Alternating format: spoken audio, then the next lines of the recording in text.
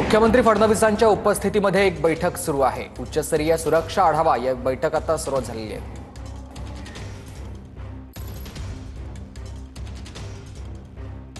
Police महासंचालक Mumbai police आयुक्तांनी ही उपस्थिती लावली होती। मुंबई पालिका आयुक्त प्रशासकीय अधिकारी देखील या बैठकीला हजर होते। मुख्यमंत्री फडणवीसांची ही आढावा बैठक आता संपलेली आपण बघतोय। उच्चस्तरीय सुरक्षा आढावा बैठक संपली आहे।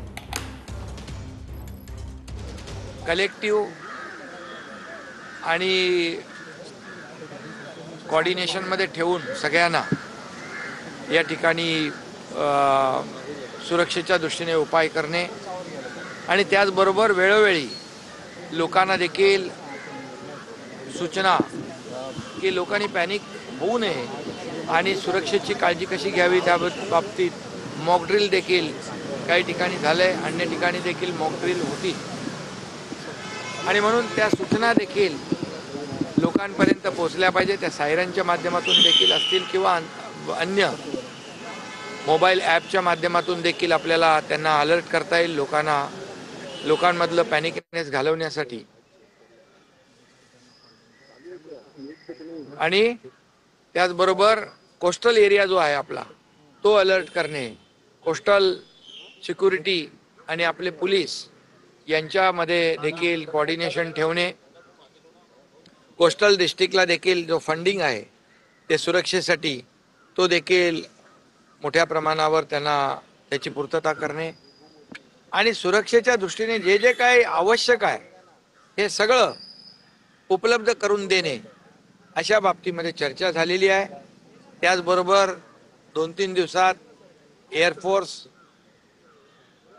नेव्ही, आर्मी, कोस्ट गार्ड यांच्याबरोबर देखील कम्युनिकेशन होईल आणि त्यांना काय आपल्या महाराष्ट्र शासनाकडून आवश्यकता, सहकार्य, सिस्टीम जे काय आवश्यक आहे या बाबतीत देखील चर्चा होईल। आणि त्यामुळे मला वाटतं ही सुरक्षाची बैठक आज मुख्यमंत्री महोदयांच्या अध्यक्षतेखाली झालेली आहे, महत्त्वपूर्ण आहे आणि मुंबई आणि महाराष्ट्र कोणत्याही परिस्थितीमध्ये सुरक्षित ठेवला जाईल या पद्धतीने आपण सगळेजण आपली सिस्टीम अलर्ट करण्याची चर्चा यामध्ये झाली।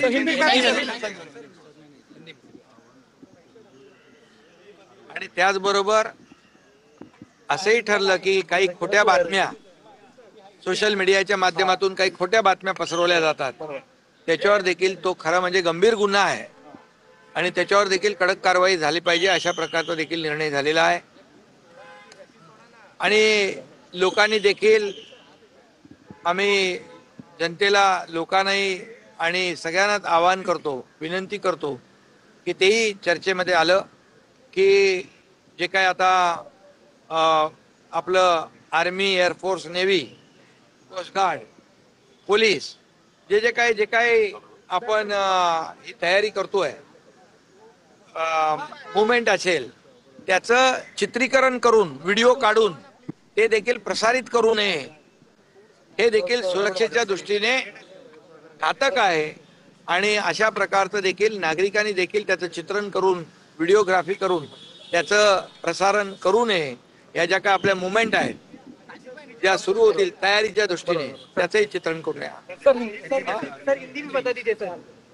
आणि दुसऱ्या आज मुख्यमंत्री महोदय के अध्यक्षता में यहाँ पर एक जो भारत और पाकिस्तान हमारे देश के जवान हमारी सीमा की सुरक्षा कर रहे हैं,